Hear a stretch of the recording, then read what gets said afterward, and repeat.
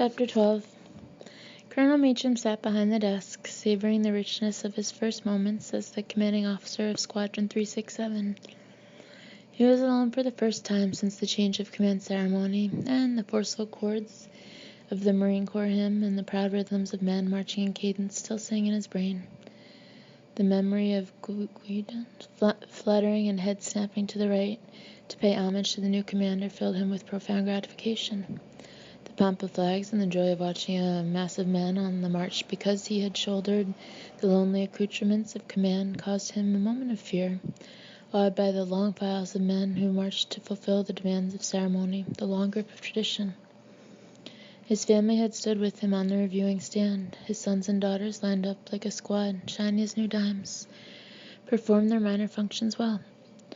Lillian Meacham had been radiant, a dazzling partner who added charm to a family so drilled and weighted down with the responsibility of obedience that they seemed to function and move together like a machine. It had gone well. The command had passed to him, yet, now that the command was his, the fulfillment of an old and troubled dream, he suffered a hollowness of spirit that had the unmistakable dimension of anticlimax. He had wanted this for so long, scratched his way along the belly of the beast for so many years, fighting off mediocre fitness reports and the rumors that he was too unstable, too volatile to lead a squadron, that the being there seemed less real than the struggle and long ascent to get there.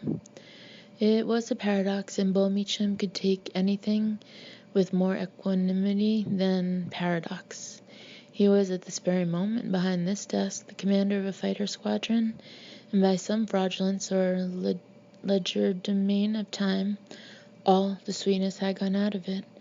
The honey of triumph left his lips dry, and his greatest moment was only the memory of what he thought it would taste like to sustain him. Then he thought, I'm a Marine, not a fucking philosopher. He ran for Sergeant Latito. A dark, grizzled man with a face that looked as though a war might have been fought over its scraggy terrain stood at his desk a moment later. Yes, sir, the sergeant said. Did all the pilots get the word about the briefing today, Sergeant? The CO asked. Yes, sir. All pilots and officers will meet in the briefing room at 12:30 hours. Good man, Sergeant. Where are you from, by the way? Brooklyn, sir, the man replied. You're a Jewish boy, aren't you? The colonel asked without smiling. But his eyes shined with a mirth the sergeant did not see. No, sir, I'm an Italian. My father came from the old country. Your daddy's from Israel, huh? It's no crime to be Jewish, Latito. Don't be ashamed of it. I beg the colonel's pardon, sir, but I swear that I'm Italian.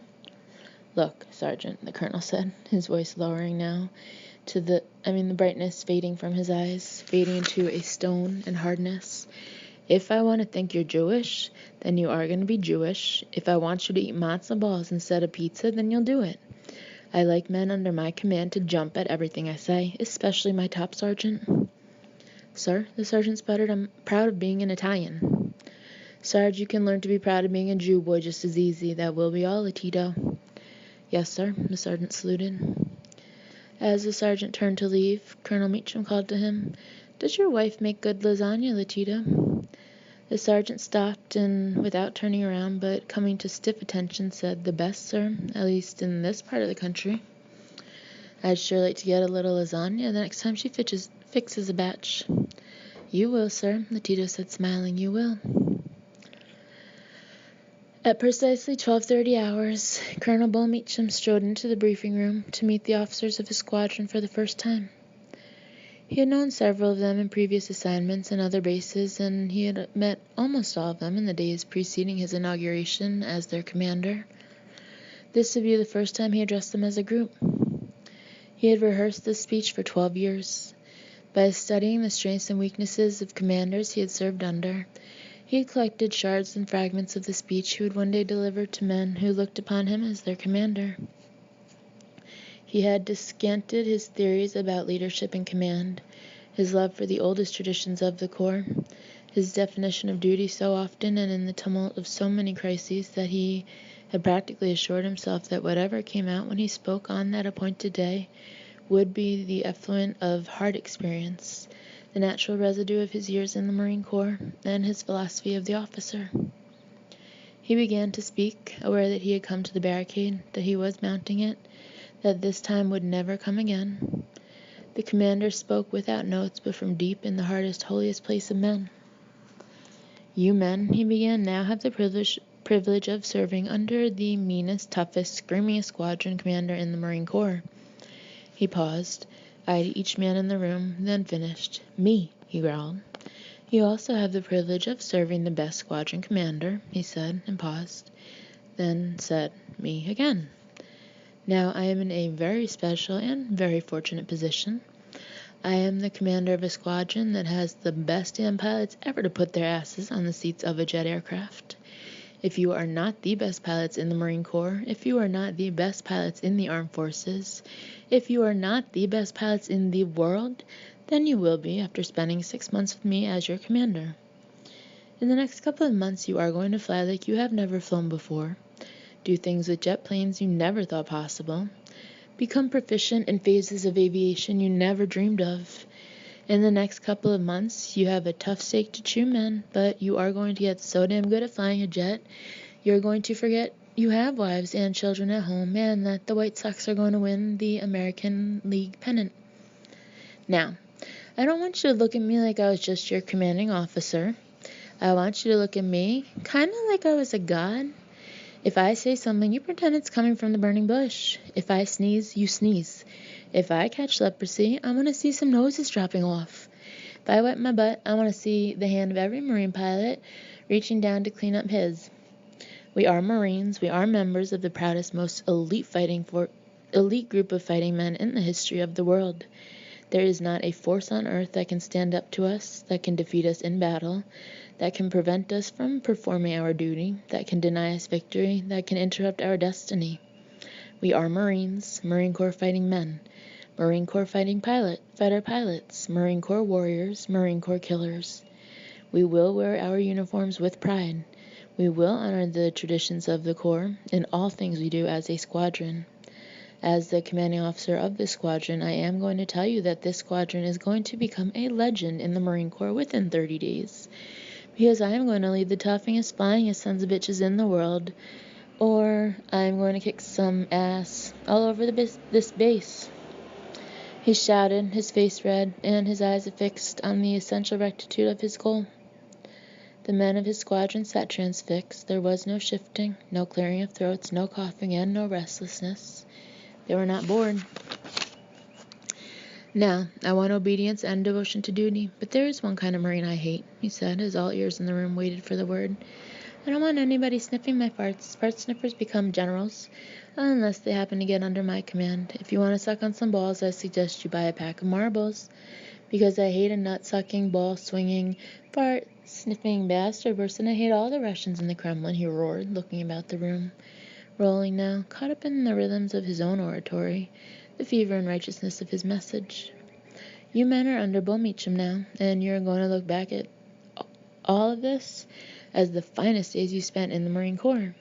If a pilot of mine fucks up, then I'll take a pound of his ass, but if anyone outside this squadron tries to nail him, they will have to nail Bull Meacham too.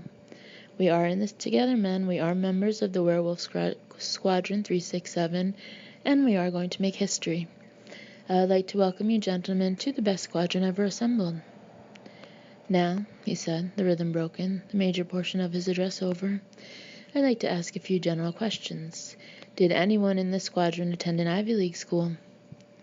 One pilot raised his hand in the back of the room, raised it hesitantly, like a banner of surrender. Where'd you go, Lieutenant? Colonel Meacham asked. Cornell, sir, the lieutenant answered. Cornell, the colonel thundered. Yes, sir, Cornell. The lieutenant answered, less sure of himself. You proud of it, son? The colonel asked. Yes, sir. All eyes turned to Colonel Meacham, who was leaning forward on the balls of his feet, glowering with unconcealed menace at the Ivy Leaguer. Shit, the colonel hissed. That's what I think of the whole Ivy League. The Ivy League is what's wrong with this country today. Cornell. Cornell's a pansy school. Lieutenant, I want you to make me forget you went there by becoming the flying tiger of this outfit. Do I make myself clear, Lieutenant? Yes, sir, the lieutenant shouted. Now, the colonel said, is there anybody from the Naval Academy? Once again, a single hand went up from the gathering of pilots. "What class were you in, mister?" the colonel asked. "Class of 57, sir." The young captain, who rose to attention, answered. "That's nice, Captain. That's very nice. That's a gentleman's school, sure enough. Why didn't you fly with the Pelicans like the rest of your classmates?" "I wanted to be the best, sir." "Good man, but you have to be careful. Pelicans from the Naval Academy have this way of wearing their rings in their noses. Think they're blue-blooded. Think their shit smells like Chanel No. 5. They usually don't do very well in the Marine Corps. You know that, don't you, Marine?" "I've heard that, sir." "I consider the Navy the cheese between the Marine Corps' toes. The only time we are on the same side is when we're at war and when Army plays Navy. Otherwise, I want the Pelicans to water their lilies away from me. Now, men, this is the beginning of this squadron. You're flying with Bull Meacham in the eye of the storm. 367 is born this day. We are going to make it the best, and we are going to do it together.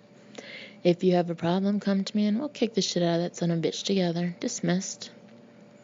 The pilots filed out. By their lightness of foot and jauntiness of exit, Bull Meacham knew that part of the morale problem in 367 was over. He was new blood and a strong shot of the old corps. He was, he thought, just what the doctor ordered. There was a knock on the door. A diminutive captain, cutting an unstalwart figure in his flight suit, walked to the colonel's desk and saluted. "Captain Johnson, reporting as directed, sir," the captain said, his voice as high-pitched as the castratos. Colonel Meacham looked hard into the little man's eyes before he spoke. The captain's eyes did not waver. "There's 2 questions I want to ask you, Captain," the colonel said. First is this. How did you ever make it out of Quantico with a voice like that? The DIs must have given you hell." "They did, sir. When I graduated with my platoon, one of them told me he had never heard a voice like mine in boot camp." "I thought your wife might be a ventriloquist hiding out in the hall." "No, sir, this is my voice." "The next question, Captain, how tall are you?" 5 feet 5 inches tall," the man replied. "Bullshit, Captain. A man 5 feet 5 would look like a giant next to you." "I'm small-boned, Colonel." "You must have the bones of a canary bird." "Let me tell you my theory of small men, Captain. Let me hear what you think," the colonel said, leaning back and eyeing the man who stood before him with a bemused admiration. "At ease, Johnson. Have a seat." When Captain Johnson sat down on the chair in front of Bull Meacham's desk, his head seemed barely to peer over the CO's desk. "Give me a guy less than 5'8", Johnson, and I'll give you a real bastard 9 times out of 10. It has been my experience that short men get a chip on their shoulders as big as an aircraft carrier. They're pissed off at life and God and everybody else just 'cause they're midgets. They come into the Marine Corps just so they can be proud and tough once in their lives. They like to strut around their uniforms, flashing their wings around and pretending their dicks are as long as anyone else's. I'm a blunt man, Johnson, and I'll tell you that I always keep my eye out for a little guy, 'cause I know he's down there low with his hands around my nuts, waiting for a chance to give me the big squeeze. What do you have to say about my theory?" The small man puckered his lips and narrowed his eyes for a moment. He did not answer immediately. He is not taking the theory lightly, the colonel thought. "In my case," the captain answered, his high-pitched voice somehow coming up out of his flight jacket like a sacrilege, "your theory is generally correct. I came into the Marine Corps to prove to myself that I could take everything the Marine Corps could dish out. I was always too small to excel in sports, and my voice has always been too high-pitched to take seriously. That's why I've worked so hard to become the best pilot in the Marine Corps." The colonel smiled and said, "That's why I called you in here. The former CO and the exec both told me you were the best young pilot in the squadron. I didn't know who you were, Johnson, and if I'd had to take a pick, you'd have been my last choice." "Yes, sir," the captain replied. "I understand that, and that's what makes me even more determined to be the best." "You're going to have to wait a while before you're the best, Captain," Colonel Meacham said harshly. "I beg your pardon, sir." "You're the second best pilot in the squadron, Johnson. You are talking to the best." "No, sir," the captain answered without a change of expression. "I'm still the best." "Did you hear what I said, Johnson? I said I was the best." "You are second best, Colonel," the captain said again. "Ha ha!" The colonel roared. "You cocky, squealy-voiced little bastard. You and me are gonna get along, son. I like somebody that don't take no shit. Of course, we're gonna have to fly together someday, so I can find out what you can do." "Be glad to, sir. I've heard you're good." "That is affirmative, Captain. That is affirmative. We'll go up at the beginning of next month to see if you're as good with a jet as you are with your mouth." "I'll be looking forward to it, sir," the captain said, coming to attention. Still smiling, Colonel Meacham said, "I enjoyed talking to you, Johnson. I like your attitude. It's a good attitude. It's a real good attitude to find in such a measly body. Good afternoon." "Good afternoon, sir." After Johnson left, Colonel Meacham walked to his window and peeked through the Venetian blinds at the jet planes, their wings folded, sitting just outside the hangar. He was thinking about Captain Johnson, a crackerjack pilot, a dedicated Marine who would never go far in the Marine Corps because of his voice. A voice like that cannot sway men. Colonel Meacham thought, a voice like that cannot stir the roots of a man's soul and send him into the fire of combat. A voice like that cannot cause a man to want to die, nor order him to a place where he will have to die. Gary Johnson might be a good pilot, but he would never be a good Marine. Men were needed for that. He snapped the blind shut and returned to his desk, shouting for Latito in a strong, sure voice, "Get in here, Latito, before I call